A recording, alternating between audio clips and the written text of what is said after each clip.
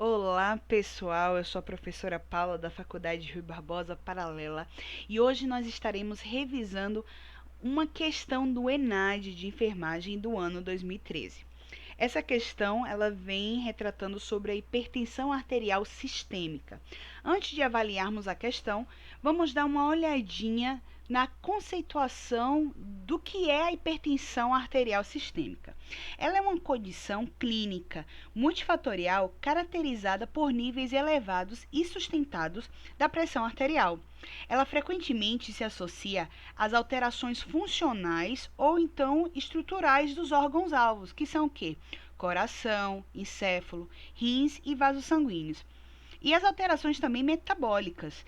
Consequente, com o aumento desse risco de eventos, existe também um aumento dos riscos de eventos cardiovasculares fatais ou não. Os estudos clínicos realizados pelas diretrizes brasileiras de hipertensão, eles falam que os estudos demonstram que a detecção e o tratamento e o controle da hipertensão são fundamentais para a redução dos eventos cardiovasculares.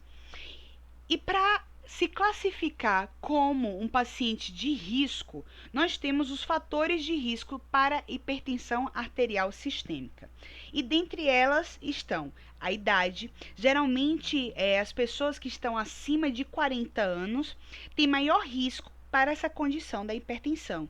O gênero e a etnia, a prevalência global para a hipertensão entre homens e mulheres ultimamente está semelhante. Eles estão pau a pau, sendo que ainda existe uma porcentagem maior de homens hipertensos, principalmente os maiores de 50 anos. Já em relação à cor, a hipertensão é 2 vezes mais prevalente em indivíduos de cor não brancas. Existe também o critério de excesso de peso e obesidade. A obesidade ele é um dos principais fatores que está associado com a pressão arterial elevada. Também a ingestão de sal está correlacionada com a elevação da pressão arterial também. A ingestão de álcool por um tempo prolongado, por muito tempo e grande quantidade, também pode aumentar a pressão arterial do indivíduo. Sedentarismo, já foi comprovado por estudos que a atividade física ela reduz a incidência de hipertensão arterial sistêmica. Tem também alguns estudos que vêm relacionando com fatores socioeconômicos. No Brasil, a hipertensão arterial sistêmica ela foi mais prevalente entre os indivíduos com menor escolaridade. A genética, não existe tantos estudos assim que consigam comprovar que, através de variantes genéticos, pode predizer o risco individual de desenvolver uma hipertensão, mas ainda estão estudando sobre isso. E claro, as pessoas que têm já um problema cardiovascular ou então têm risco de alguma patologia ou alguma doença cardiovascular. E para as pessoas que têm esses riscos, atualmente existem 2 tipos de medidas: as medidas não medicamentosas e as medidas medicamentosas. As não medicamentosas estão relacionadas à mudança de estilo de vida, que ajuda a reduzir a pressão arterial, também como a mortalidade cardiovascular. As principais recomendações não medicamentosas para a prevenção primária da hipertensão arterial sistêmica são a alimentação saudável, um consumo controlado de sódio e álcool, e a ingestão de potássio e o combate ao sedentarismo e também ao tabagismo. Então, com essas informações básicas adquiridas das diretrizes brasileiras de hipertensão de 2010, iremos agora analisar a questão 19 do ENAD 2013. E o enunciado diz o seguinte: a hipertensão arterial sistêmica é uma condição clínica multifatorial caracterizada por níveis elevados e sustentados da pressão arterial. Associa-se frequentemente às alterações funcionais e ou estruturais dos órgãos-alvos, como a gente já viu, o coração, encéfalo, rins e os vasos sanguíneos. e também as alterações metabólicas, com consequente aumento do risco de eventos cardiovasculares. O enfermeiro, como membro da equipe de saúde, participa do processo de decisão da terapêutica a ser utilizada e deve considerar os fatores de risco a que os indivíduos estão expostos, tais como idade, tabagismo, dislipidemias, diabetes e histórico familiar. A decisão terapêutica para hipertensão arterial sistêmica pode ser observado no quadro abaixo. E vem aqui mostrando, nessa questão, nesse enunciado, uma tabela que apresenta a decisão terapêutica para hipertensão arterial sistêmica. Então, primeiro nós temos aqui um caso de um indivíduo sem risco adicional. Então, o que é recomendado para ele? Um tratamento não medicamentoso isolado, que significa mudança de estilo de vida. Todos aqueles fatores que a gente citou antes é o que vai ser implementado e que a gente vai educar esse paciente a seguir essas medidas. Já abaixo, no segundo, nós temos um paciente com risco adicional baixo, né? Ele tem um risco, mas é baixo esse risco. Então, qual é a terapêutica recomendada? É um tratamento não medicamentoso isolado até 6 meses. Então, durante 6 meses, nós iremos acompanhar esse paciente, vamos incentivar e educar a mudança de estilo de vida. Se durante esses 6 meses nós não conseguimos atingir essa meta, então aí sim iremos associar o tratamento medicamentoso, ok? Agora, se temos um paciente com risco adicional médio, alto e muito alto, ou muito alto, o tratamento é um tratamento não medicamentoso, né, que é a mudança de estilo de vida, hábitos saudáveis, mais o tratamento medicamentoso. Então, são 2 tratamentos associados para tentar conseguir controlar a pressão arterial desse paciente.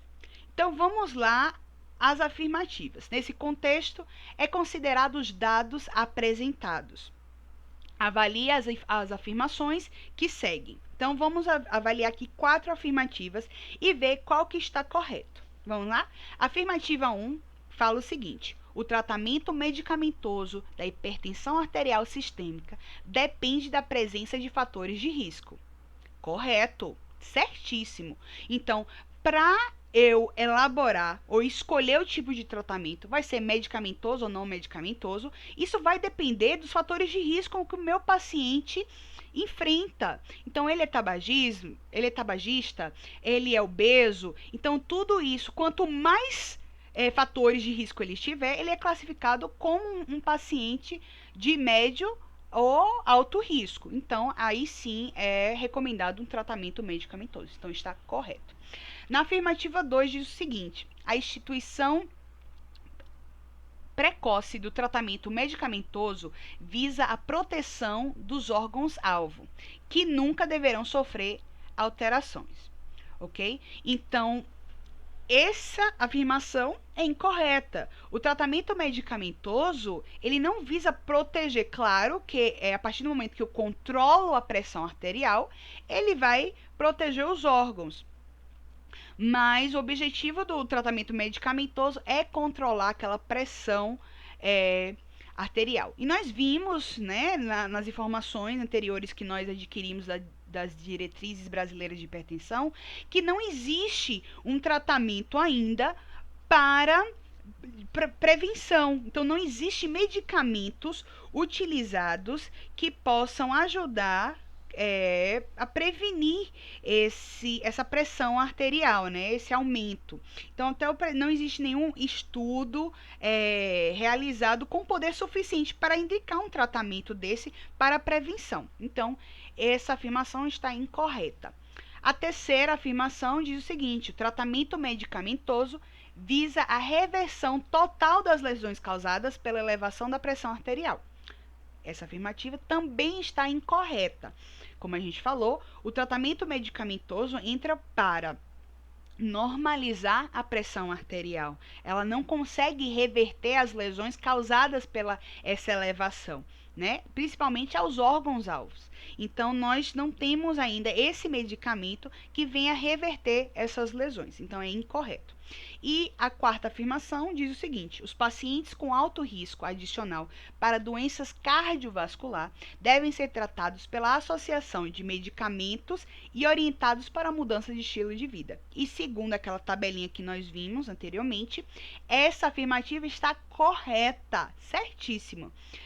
Pacientes de médio, alto ou altíssimo risco para doenças cardiovasculares, eles devem fazer esse tratamento associado com mudança de vida, mudança de estilo de vida e o tratamento medicamentoso. Então, analisando essa 4 afirmativa que nos foi dada, nós podemos, é apenas correto afirmar que as alternativas que estão corretas, ok?